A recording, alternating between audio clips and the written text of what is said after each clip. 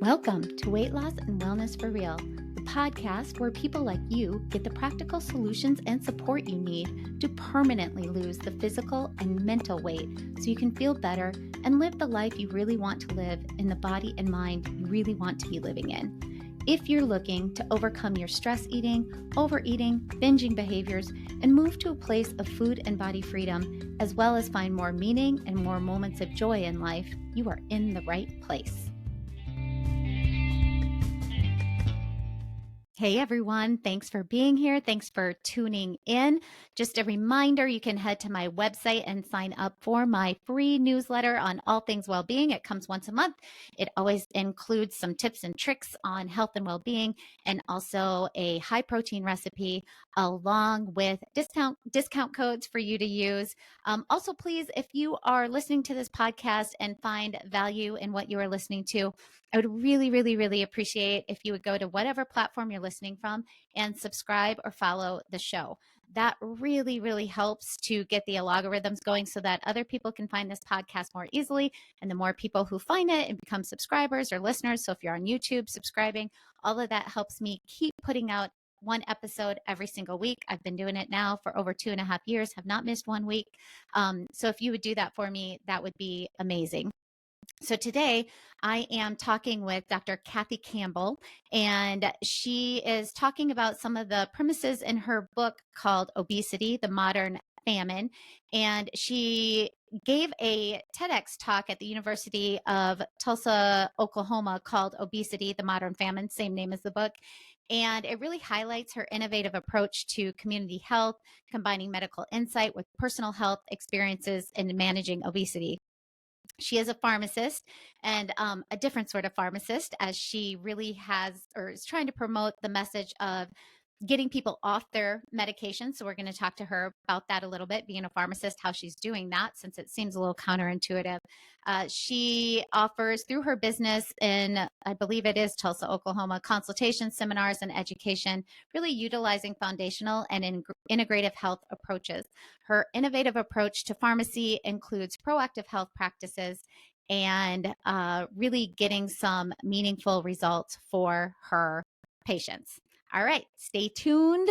Keep listening to this wonderful conversation with DrKathy Campbell. All right, so here is DrKathy Campbell. DrKathy, would you maybe just give us a little background on what you do, where you're coming from, and what we're going to maybe touch on a little bit today? Sure. My name is DrKathy Campbell, and I am a clinical wellness pharmacist. So I have had the profound, I've had the profound privilege to be an independent or a pharmacist in one community for 32 years. It's amazing. 4 generations. And that is when amazing. you have those kind of deep therapeutic loving relationships, you don't want to get the call from people. Some of these people I've known longer than my mom. And so I don't want to get the call that I've got cancer. And so I really, and I aged with them. So I started at 25. So it became very clear that what I was dispensing was not creating the kind of health that I really wanted for my peeps. And so I started looking deeper into the biochemistry. I have a personal journey that informed that. But I started optimizing all the chemistries that go into people's body. And as a pharmacist trained, there's nobody with better chemical knowledge than a pharmacist. And so I just started factoring in some of the other chemistries, food, stress. Those are powerful chemistries, toxins, and to get the best outcomes for my patients. And I say the rest of my career is helping people not need medications. I'm not against them. I just really don't want you to need them. And so I think that's really where I focus my efforts. Yeah, I love that. And you have a very unique perspective as a pharmacist, as I kind of got to know some of what you were about and listen. I did listen to your TED Talk, which was great. And I'd recommend anybody to go listen to that. Yeah, it's a very unique perspective. Not one, I don't feel like most pharmacists are thinking in the same way you are. So it's very, and maybe that's a little biased. I don't know, but very refreshing to hear that. It's accurate. It's an Okay. accurate Okay. Okay. assessment. It is. Okay. And Yeah. they Yeah. all have the foundational training, but they all, part of my second or third job is to try to help pharmacists be a little bit Oh, more comprehensive in their assessments and their support. Medications only work as an adjunct to diet and exercise. And so hmm. I remind them of that and gently kind of tease out their profound knowledge and understanding Yeah. into this other direction. Yeah. I love that. So you are doing some education then in that regard as well with other Yeah. pharmacists. Oh, Okay. Yeah. yes. That's great. Yeah. Yeah. So I wanted to first ask you about, I had heard you talk about a couple times, sort of the interplay between our primitive bodies and our modern culture. And I had just interviewed another person who was sort of talking about this. He called it the evolutionary gap. But, could you speak on that a little bit and just kind of how do we start to put the foundations of our own health into that place where we are kind of stuck between this gap, if you will? Yeah, it's a great question. And I think it really is the foundation of creating a culture of health, really. But Yeah. first, you have to identify the gaps. And so it just occurred to me Mm. that as I've coached people, most of the challenges they're dealing with are not personal challenges to be overcome necessarily by them. Um, I mean, it's not like they created the world they're in that's toxic, Right, right? right, right. Um, and as I coach it, I actually had an insight. I was Mm. listening to a Olympics about a decade ago, and the Olympian, it was a commercial, and the Olympian said one thing that sparked my brain. He said, "I haven't had dessert in 3 years." And Oh I boy. thought, wow, what would the life of an Olympian look like? Right. Mm. And it Mm-hmm. really started me thinking, they carefully craft everything in their life, from where they sleep, what they eat, the air they breathe, such that their body responds in a specific way and the Mm-hmm. outcome of a gold medal occurs, right? So I Right, thought, right. well, that's interesting. And then I started assessing my own. Well, what's my health gold medal? How do I, Mm-hmm. if I want to twerk at my daughter's wedding, granddaughter's wedding, then what are the conditions in my life that will support my body in doing that? And Right. when I coach people, if they have to wrestle the world, they're going to lose. Humans Yeah. we're not that strong. Our primitive Right. brains are like squirrels. But if we Yeah. can create a structure around us, a medium, a culture like a petri dish that we get to live Mm-hmm. in, that creates health, there's Right. longevity, the health will emerge and it will persist. So that Right. whole idea of, when I coach people, I'm like, listen, you come to me really mad and frustrated and shamed, and I want you to get really clear that most of the things that are contributing to your body's survival in this manner are being imposed on you. If you want to get mad, which I think we should, get mad out there. Mm-hmm. And then we can use Yeah. that energy to do things like crafting your own culture and cooking again and shopping differently and getting Mm. help. That's where we need to put the mad, not internal, but let's create a different world for you to live in. Um, Yeah, I love and that. everybody's different. Everybody's different, have different cultural challenges. I'm telling you, the hardest I've ever seen was a long haul trucker. That's Mm. a Yeah. that's a very That's quite a challenging life. lifestyle. Yeah. Yeah. Yes. But a mom of three toddlers has its own bucket of challenges Absolutely. too. Absolutely. Yeah. So we kind of tease that culture and environment out. And my big goal is for all of us to create a new culture that produces health for our grandbabies, right? It's Hmm. too hard to be well right now. And being well is not taking 15 medicines. It's really closer to not needing 15 medicines. So I think as a culture and as a body of leaders, we've got to start leading our own lives that way, and then our communities that Yeah. way. And then hopefully we can actually get a different result. Yeah. Do you see that more as a function of education then? I mean, kind of the message that you're putting out there, like, do you see that as sort of the starting ground, or do you get really practical with people and like, you know, you get to know them as clients. And so then it's like, this is how you're creating the culture around you. This is what you need to do. Yeah, I think it's a little both. Education is Mm-hmm. always part. I help my patients. I empower, embrace the journey, educate, Mm-hmm. empathize, and really, go on that journey. So education is definitely part of it.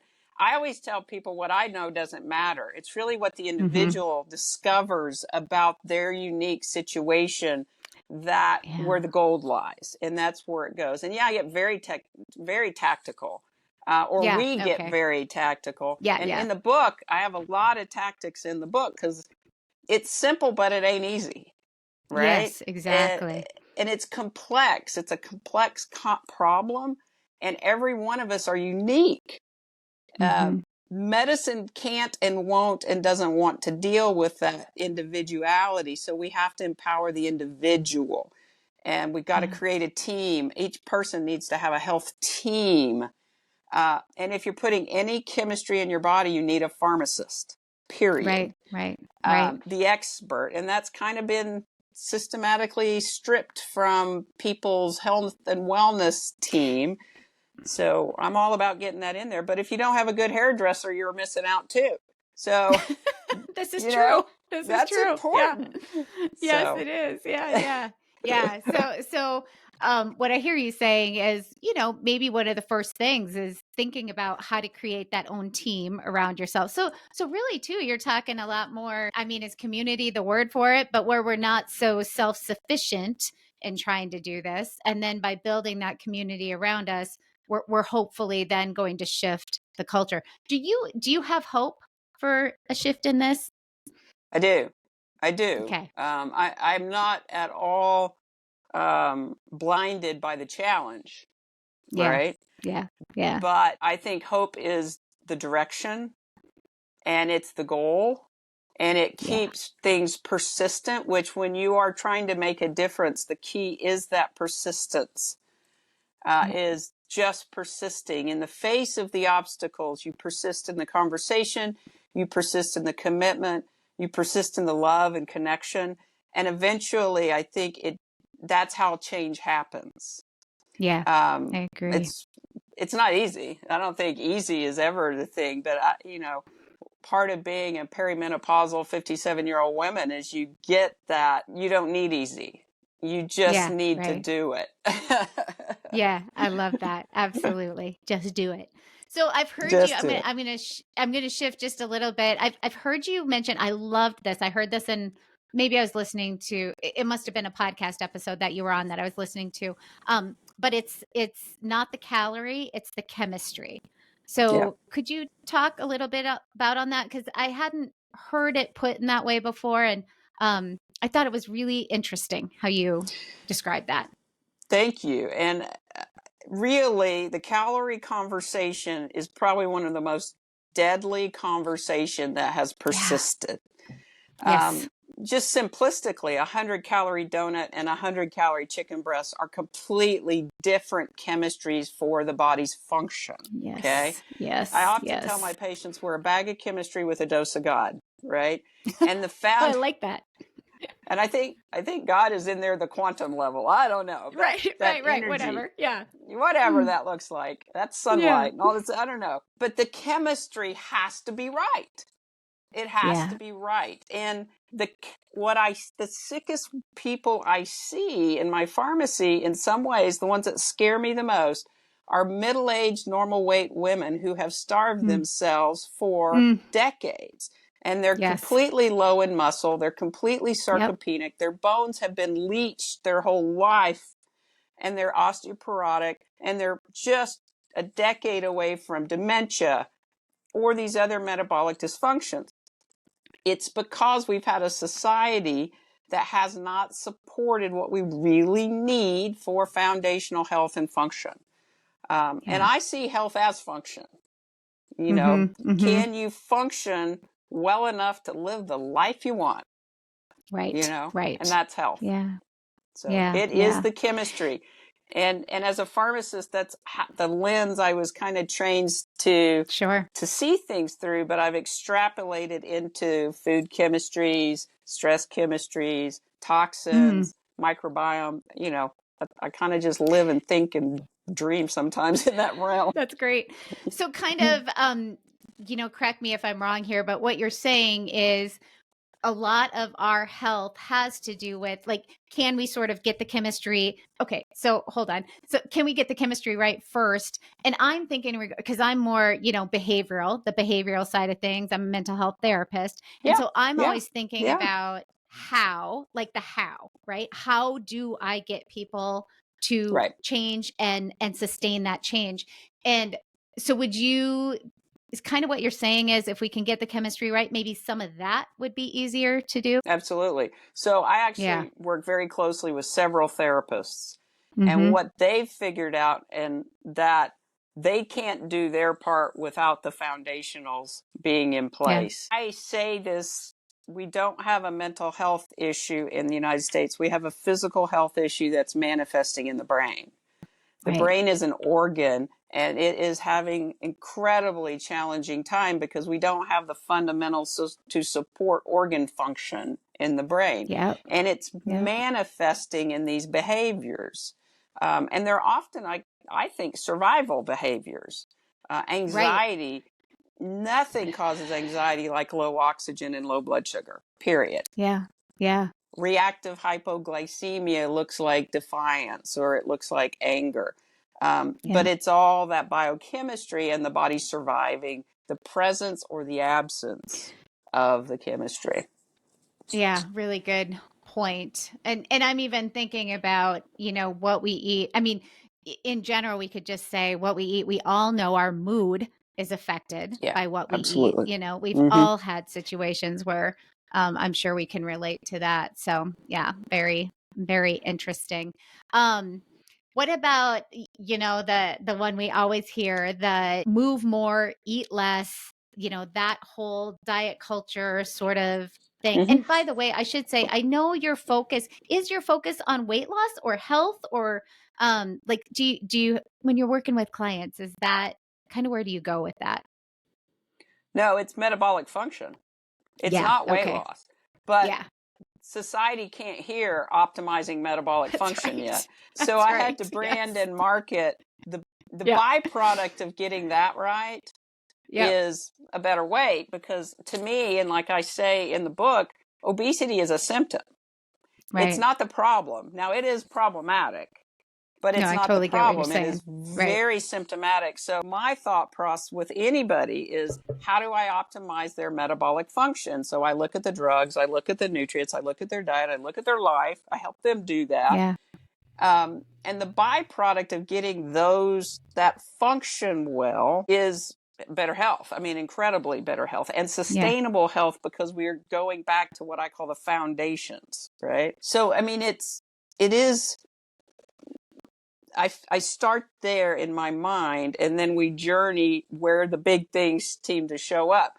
So when you look at metabolic function or metabolic pathways, you got to have the nuts and bolts and tires on that assembly line for the car to be made, which the big car that I focus on is ATP, which is energy. Oh, right? Yeah. Okay. So if we don't have enough nuts and bolts and tires on that assembly line, instead of taking $1 of glucose and turning it through that assembly line and making $38 of energy, we may only make $10 of energy. Right. Well, that is an oh no for the brain. What are we going to do? Let's make her tired.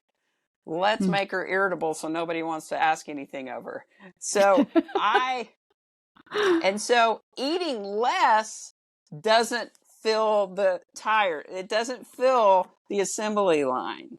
Exercising more creates more demand with a low supply. So it's a very short-term strategy, and it's also hasn't worked. Yeah, look at our society, and the biggest people are the best dieters. If you've lived with weight, and And I have lived with weight my whole life. I was 100 pounds at 5 years old in 1973, 350-pound grandpa in the Great Depression. I've been studying that. And then with the science degrees, I'm like looking at the mechanisms and all this stuff. Yeah. Eating less and exercising more has made it worse. The reality is you got to eat a heck of a lot of the right stuff.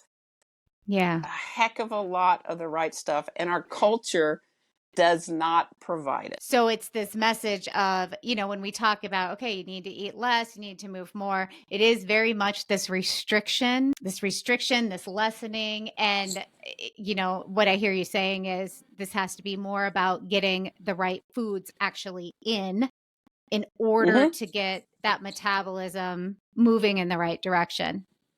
Exactly. And it's a lot. I mean, my patients, I'm always asking them, what did I say that worked? And they say, you just kept telling us to eat more.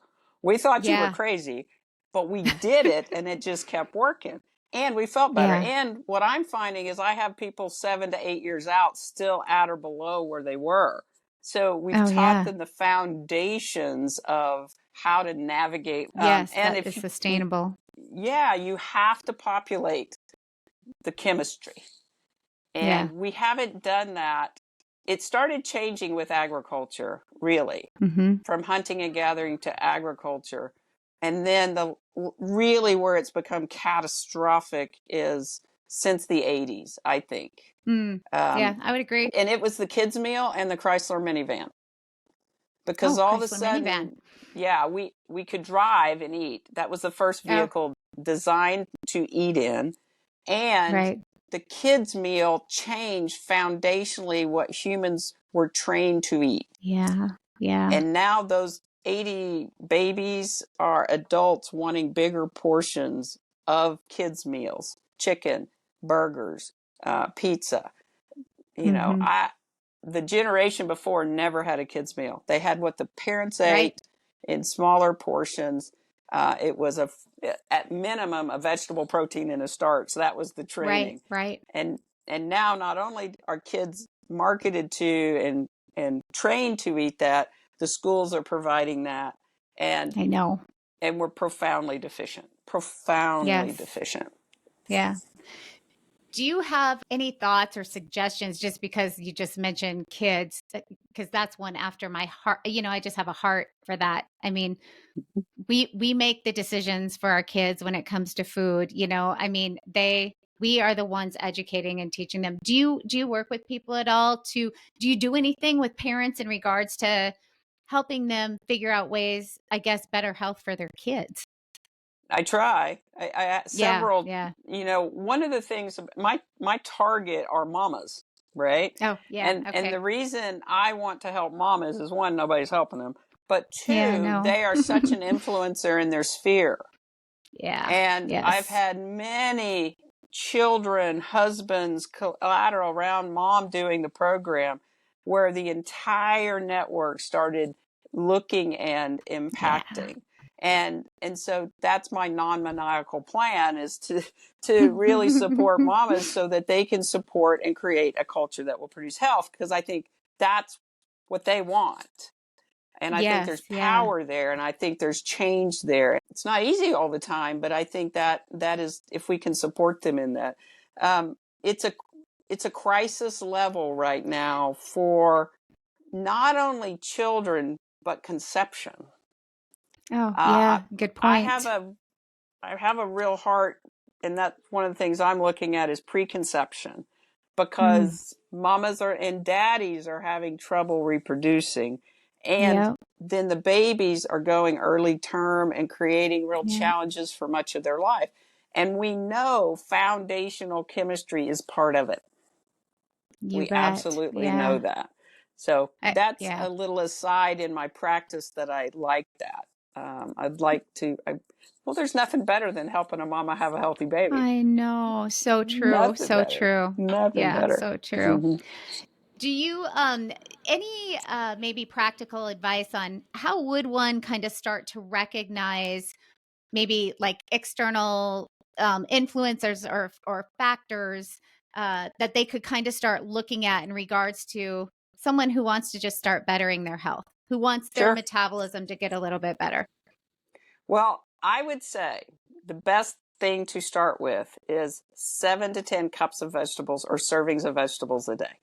Okay. Okay. So to get there, first you have to audit your life a little bit and say, Mm, okay, I've had 2 in the last 10 days, right? So then you yeah. just go from there. And then you start saying, all right, how do I get them to show up? I mean, that's Yes. the thing. People bring me donuts. They don't bring me broccoli. Right. So, and Right. you go into the break room at work, there's no cuties or apples or there's none of that there. So when you Yeah. start auditing your life, you start auditing, well, how do I get that stuff to even be an option? And Right. then you start just increasing that, right? So basically, Whole Foods, everybody thinks there's about 150, 188 vitamins, Mm-hmm. but they have identified 26,000 plus chemicals in Whole Foods. Mm. Wow. So we have to get the food is right. We've got to give the body that smorgasbord of selection that we get with Whole Foods. So getting that 7 to 10 servings of vegetables in is a great first step. Okay. Yeah. Just getting it Um, added in. yeah, just get it to Mm-hmm. show up. And Yeah. and the thing is, when you start eating that, you start correcting the metabolism almost immediately. Your Mm. microbiome, your gut changes, the fiber changes, you start detoxing chemicals because of the fiber. And just that starts this process. You start seeing insulin come down. You start seeing hunger start shifting. Yeah. Um, Yeah.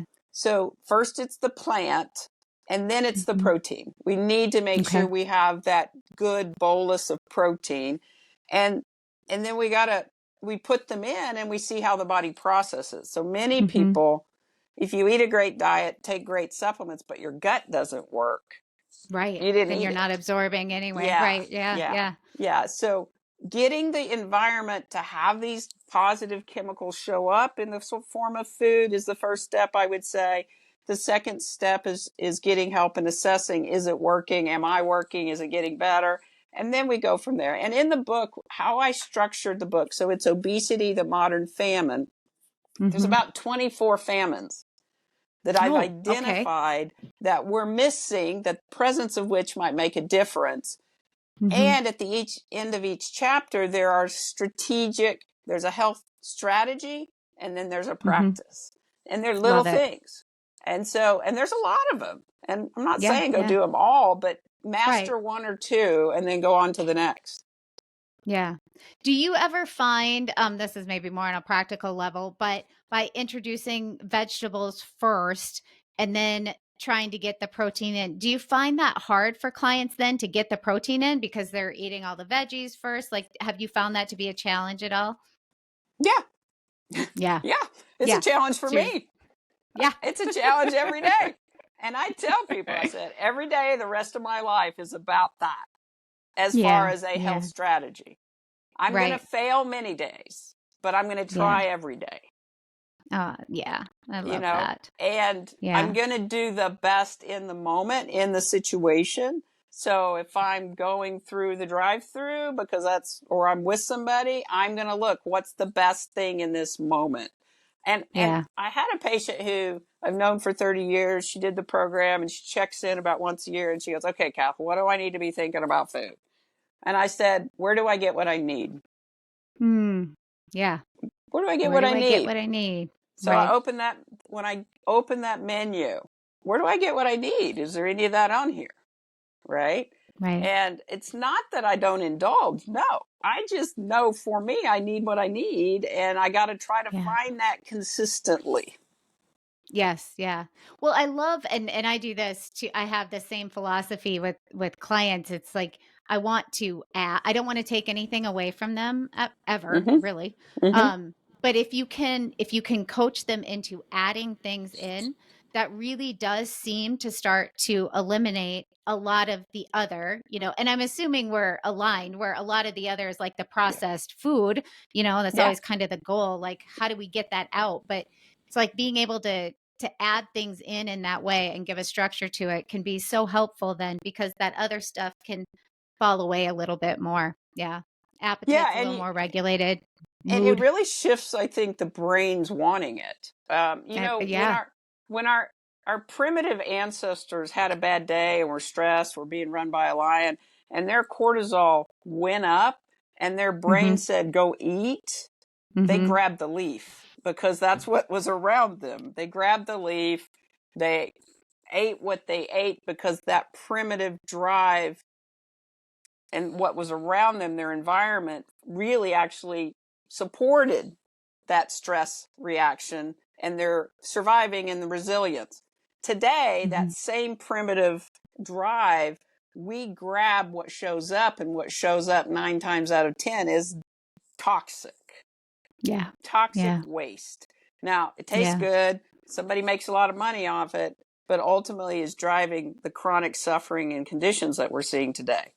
Yeah. So the environment in that case is what I think is the thing that we have to really be aware of, educate, and Yeah. then proactively manage as we can. Yeah, for sure. Do you, little controversial question. What do you say? There's a lot of, I mean, in the nutrition space, there's just so much overwhelming information. Mm-hmm. What do you say to people? There's a lot of talk out there about vegetables and anti-nutrients in the vegetables. There's a lot of people going carnivore, all that kind of stuff. Any thoughts on any of that? Plants survive as well, right? Survival of the fittest. So you have a blackberry bush that's going to fight back, right? And a lot of these anti nutrients, I don't get too wrapped up in because I think we're so far away from that little issue causing the chaos. I'm like, don't get messed up there. I have had people that we determined that there was a nuance with oxalate, or there was a nuance Yeah, here, sure. but it's fairly rare, and you won't Yeah, even find that unless you're actually consuming enough of the ballpark right stuff, right? So I'm like, yeah, I mean, somebody's making a lot of money off of that concept, but it's also having people think that a donut is healthy and the plant is exactly. not. And I'm like, that is just crazy. And Yeah, I think it's harmful in the big conversation. And that's also why you have a health team to help you figure you out. exactly. Yeah. But Yeah, yeah, because you do. Oh, sorry. Go ahead. no, go ahead. Go ahead. Oh, I was just going to Okay. say, because I think I have heard you say you are kind of down that road of it's pretty individual, and it really is figuring out what's best for you and your biochemistry. I mean, it sounds like in general, there's maybe a core diet that Yes. a person could start following, and then the nuance kind of comes from there. I can't get away from the fact that we need plant and protein to operate our machine, period. Got it. Now, Yeah. some genetics might steer more towards a protein. If you're an Inuit Indian and have that, you've kind of tweaked out based on that environment. Some are really good at storing fat very easily.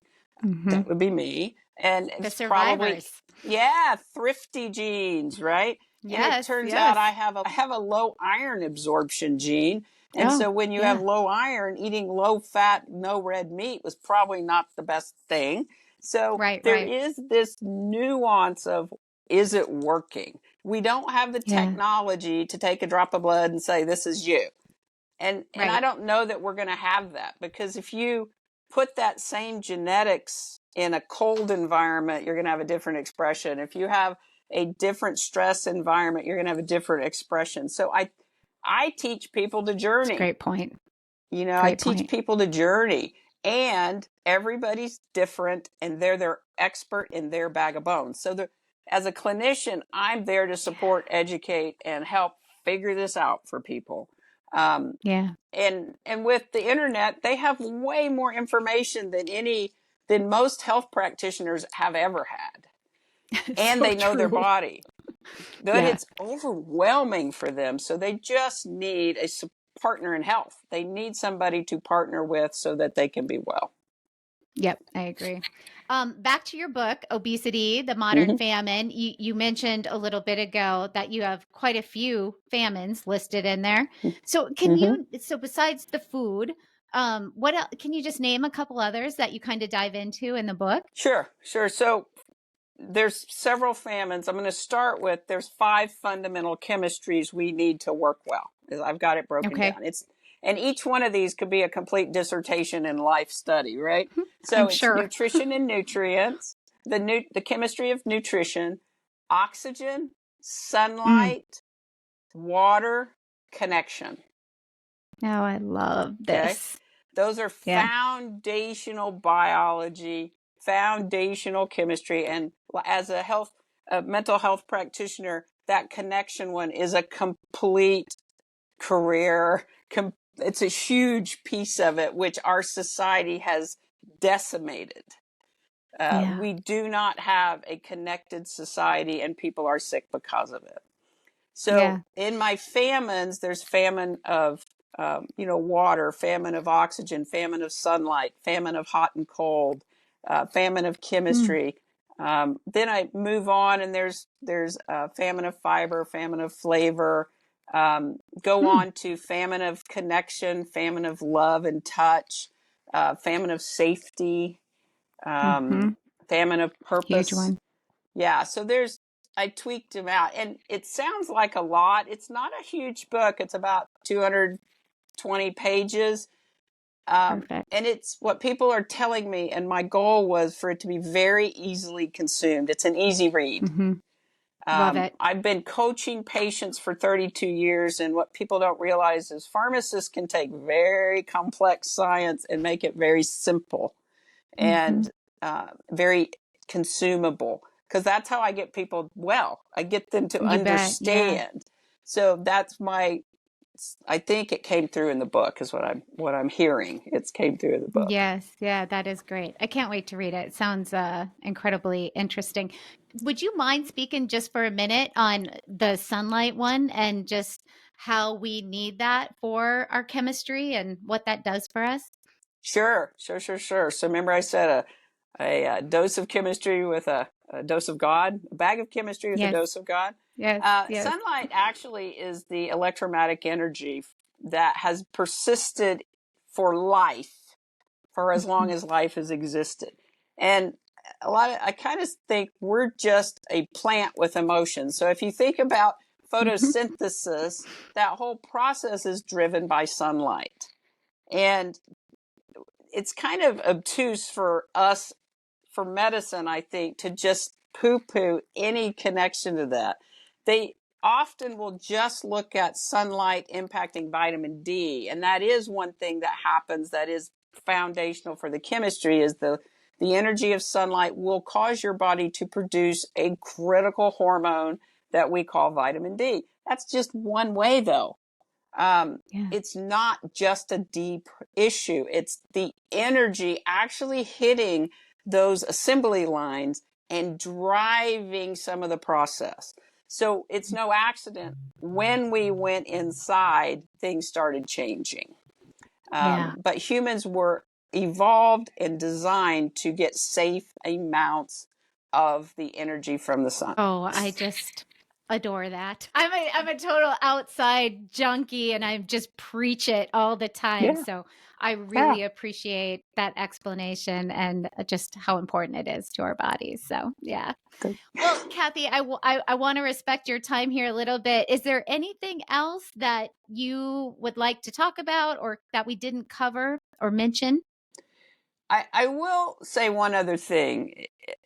7 out of 10 Americans are on a pharmaceutical drug. Those are designed to alter metabolic function. And nobody's helping people, potentially not need them, but once they take them, there are designed impacts, good and bad, that need to be accounted for.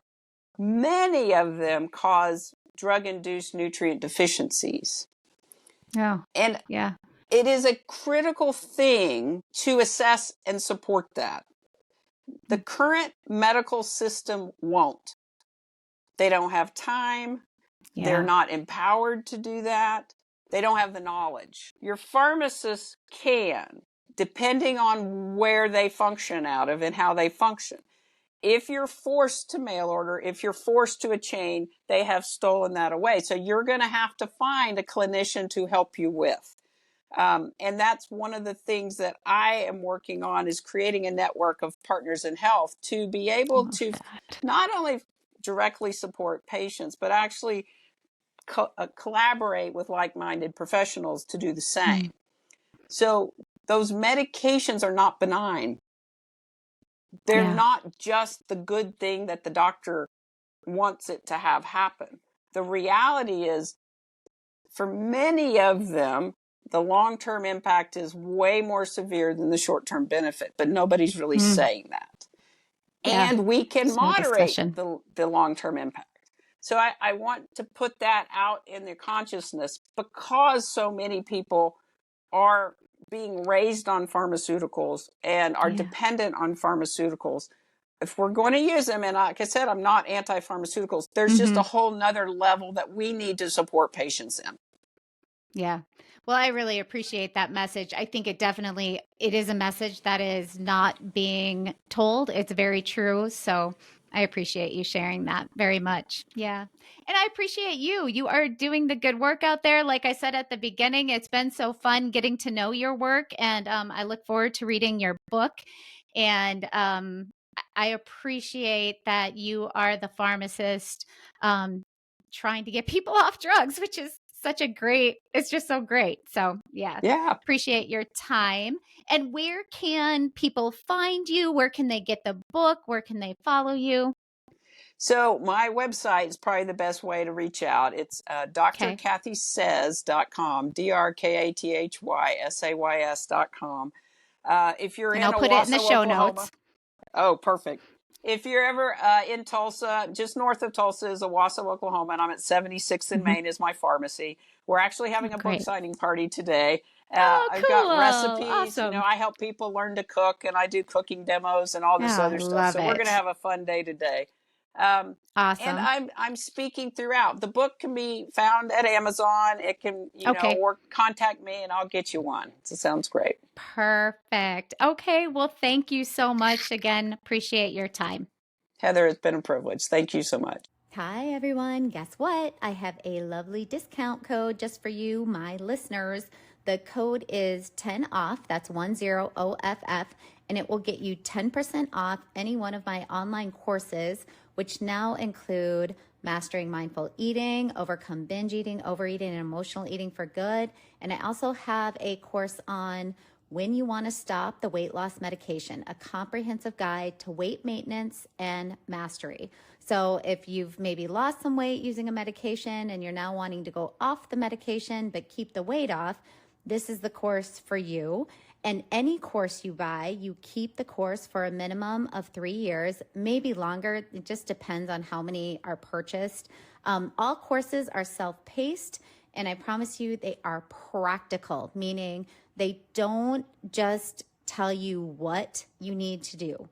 You actually engage in the skills and strategies needed to make actual lasting behavior change. You learn how to do the what. Okay, all courses have multiple modules with multiple lessons. All include lots of examples, tips, and tricks to make things simple and clear.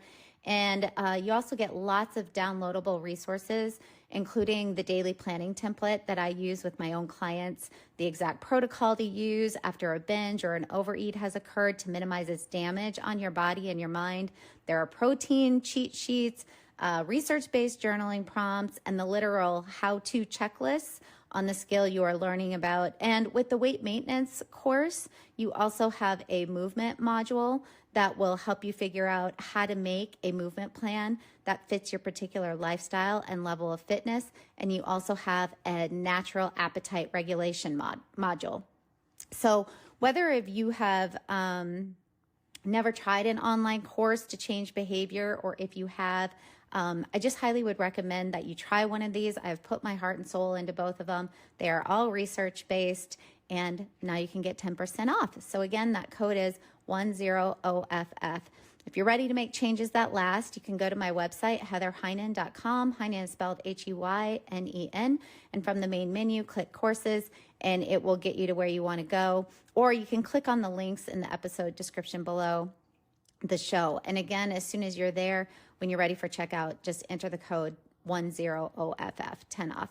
And just a reminder, I also have an ebook cookbook that is now available. It's called Protein Forward Easy Recipes. It includes all high protein recipes, including breakfast and sweet treats full of protein and lunches and dinner. Okay, so again, head to my website. It's probably the easiest thing to do, heatherheynen.com. Heynen is spelled Heynen. And from there, go to courses or the cookbook. And again, use code 10 off at checkout.